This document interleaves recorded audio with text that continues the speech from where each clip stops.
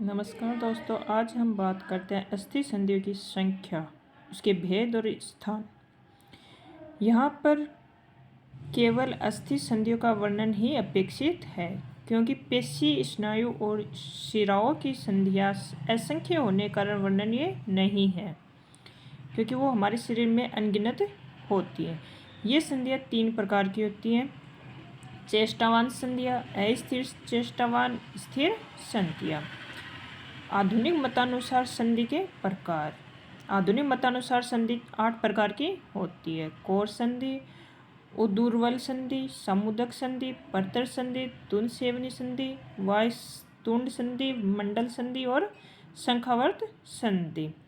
Core संधि। Core संधि कहाँ होती है? यह संधि अंगुली, मणिबंध, गुल्फ, जानु, कर्पूर आदि स्थानों पर होती है। ऊर्ध्वल संधि। यह संधि कक्षा, वक्षण और दांतों में होती है। समुदक संधि अंशकुट और नितंब आदि स्थानों पर समुदक संधि होती है। परतर संधि गिरवा और पृष्ठवंश में परतर संधि होती है। तुंद सेवनी सिर व कपालों में तुंद सेवनी संधि होती है। वायुतुंड संधि अधो अनु की संधियाँ। मंडल संधि श्वास नलिका की संधि के अंदर मंडल संधि होती है। शंखावर्त संधि यह संधि मस्तिष्क के अंदर श्रृंगाटकों में देखने को मिलती है। आधुनिक मत से अस्थि संधि प्रकार, मतलब अस्थि की संधि के प्रकार कितने होते हैं? प्राचीन मतानुसार 5 प्रकार की होती है: कोर संधि, उदूर्वल संधि, सामुदक संधि, परतर संधि और तुंद सेवनी संधि। इसके अंदर दोस्तों ज़्यादा से ज़्यादा यही पूछा जाता है कि संधियाँ कितने प्रकार की होती है। आगे हम बात करते हैं नख, नाखून और दांत की उत्पत्ति। नख व रोम की उत्पत्ति। व्यान वायु।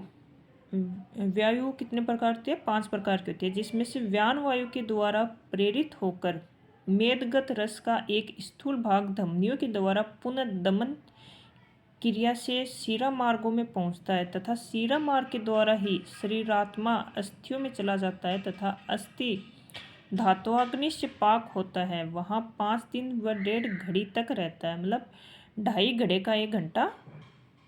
घड़ी का 1 घंटा होता है। वहाँ उससे जो मल भाग, मतलब उसका जो किट भाग बनता है, वह व्यान वायु से प्रेरित होकर शिरा मार्गों से आता है और अंगुलियों में नख का रूप धारण कर लेता है। अर्थात अपने जो नख होते हैं वो एक मल होता है तथा शरीर में रोम का रूप बनता है। इसके बाद सारभूत से 2 भाग बनते हैं, मतलब जो सार होता है, जो रस होता है, उससे 2 भाग बनते हैं: स्थूल भाग और सूक्ष्म भाग। स्थूल भाग से अस्थि धातु की पुष्टि होती है और अस्थि धातु के मल, मतलब अस्थि धातु से मल कौन से होते हैं? जैसे केश, लोमकूप, ये सब क्या अस्थि धातु के मल हैं, जबकि उपधातु क्या है? दंत। अब बात करते हैं दंत के बारे में, मतलब दांतों के बारे में। ऊर्ध्व हन्व अस्थि व अधो हन्व अस्थि दोनों में चापाकार दंत कोटर होते हैं। इन दंत कोटरों में दंत अवस्थित होते हैं। दंतवेष्ट दांतों को इन दंत कोटरों में बांधने का कार्य करते हैं। दंत के 3 भाग होते हैं: दंतमूल मतलब रूट, दंत शीर्ष क्रोवन, दंत गिरवा नेक मतलब गर्दन। दंतमूल क्या होता है? यह दंत कोटरों के अंदर, यह भाग दंत कोटरों के अंदर स्थित होता है, मतलब दंत कोटरों के अंदर जो भाग होता है उसे क्या कहते हैं? दंत मूल। दंत शीर्ष, यह भाग मुख गुहा में बाहर की ओर स्पष्ट द्रष्टव्य होता है, जो हमें बाहर से जो दांत दिखाई देते हैं वो होता है दंत शीर्ष। दंत गिरवा होती है दंत मूल और दंत शीर्ष के बीच का जो भाग होता है उसे दंत गिरवा कहते हैं। प्रत्येक दंत मुख्यतः दंत धातु से निर्मित होता है और वह धातु सबसे मजबूत होती है अपने शरीर के, जिसे क्या कहते हैं? इनेमल कहते हैं, जो दांतों के ऊपर होती है।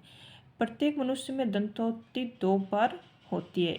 एक तो प्राथमिक दंतोत्पत्ति होती है जिसे हम दुग्ध दांत कहते हैं, एक होती है द्वितीयक जिसे स्थायी दांत कहते हैं।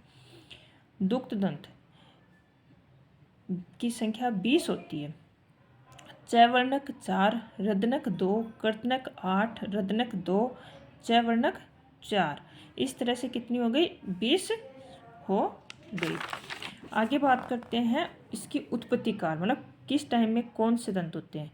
अधोमध्य कर्तनक, वो बच्चे के जन्म के 6 से 9 महीने में आ जाते हैं। ऊर्ध्व मतलब जो ऊपर के 8 से 10 मंथ में आ जाते हैं। अतः पार्श्व कर्तनक मतलब उसके पास के 15 से 21 मंथ में आ जाते हैं।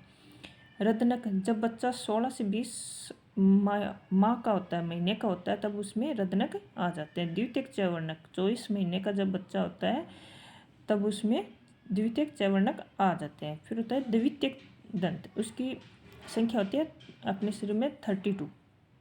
चैवर्णक 6, अग्र चैवर्णक 4, रदनक 2, कर्तनक 8, रदनक 2, अग्र चैवर्णक 4, चैवर्णक 6। इस तरह से कितनी होती है? 32 होती है। उत्पत्ति काल, प्रथम चैवर्णक 6 साल का जब होता है तब होता है। दोनों मध्य कर्तनक 7 वर्ष की आयु में, दोनों पार्श्व कर्तनक 8 वर्ष की आयु में, प्राथमिक अग्र चैवर्णक 9 वर्ष की आयु में, द्वितीयक अग्र चैवर्णक 10 वर्ष की आयु में, रदनक 11 से 12 वर्ष की आयु में, द्वितीयक चैवर्णक 12 से 13 वर्ष की आयु में, तथा तृतीयक चैवर्णक होता है जब आयु 17 से 25 ईयर्स के बीच में हो जाती है। थैंक यू दोस्तों। इसके अंदर हमें ज़्यादा से ज़्यादा दंत के बारे में पूछ सकता है कि दंत की संख्या कितनी होती है, कौन से कितने होते हैं, जैसे चैवर्णक कितने होते हैं, रदनक कितने होते हैं, इस तरह से उनमें किस टाइप से और कितने होते हैं। बस एक ही क्वेश्चन बनता है इसके अंदर। थैंक यू दोस्तों। चैनल को ज़्यादा से ज़्यादा लाइक करें, शेयर करें एंड सब्सक्राइब करें। Thank you.